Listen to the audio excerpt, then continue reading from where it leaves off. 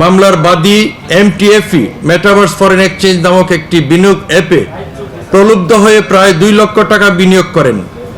মামলার তদন্তভার সিআইডির উপর অর্পিত হলে তদন্তকারী কর্মকর্তা তদন্তকালে জানতে পারেন অসংখ্য বিনিয়োগকারী এই পঞ্জি স্কিমে ফাঁদে পা দিয়ে ইতিমধ্যে কোটি কোটি টাকা প্রতারণার শিকার হয়েছেন এবং MTFE প্রতারণার মাধ্যমে হাতিয়ে নেওয়া অর্থের বড় একটি অংশ আন্তর্জাতিক ক্রিপ্টোকারেন্সি এক্সচেঞ্জ OKX হচ্ছে চাইনিজ বেসড একটি, এক্স হচ্ছে এক্সচেঞ্জের সংক্ষিপ্ত রূপ। এই OKX এই টাকা সংগৃহীত রয়েছে। তদন্তকালে জানা যায় OKX এ অবস্থানরত অর্থ MTFE প্রতারণার একটা বিশেষ বড় অংশ।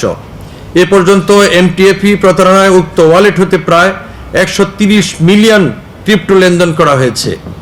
এ বিষয়ে OKX এক্সচেঞ্জের লিগ্যাল টিমের সঙ্গে যোগাযোগ করা হলে তারা আমাদেরকে আইনানুগ প্রক্রিয়ার মাধ্যমে উক্ত অর্থ ফেরত প্রদানে আগ্রহ প্রকাশ করেন। এরই ধারাবাহিকতায় বিজ্ঞ আদালতের শরণাপন্ন হলে বিজ্ঞ আদালত উক্ত মামলায় পাচারকৃত অর্থ ফেরত আনতে রাষ্ট্রায়ত্ত সোনালী ব্যাংকের সহযোগিতা নিতে বলেন।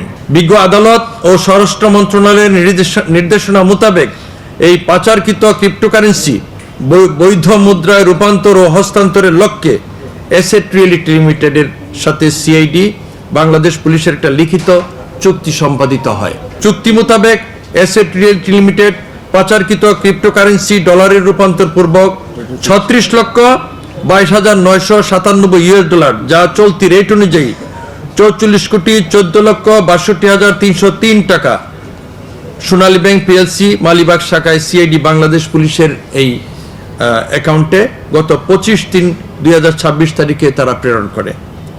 পরবর্তীতে আমরা এই বিজ্ঞ আদালতের নির্দেশ মোতাবেক ভিকটিমদের অর্থ কিভাবে ফেরত প্রদান করা যায় সেটার আদালতের এবং প্রচলিত আইনের মাধ্যমে আমরা সেটা ডিসবার্স করব।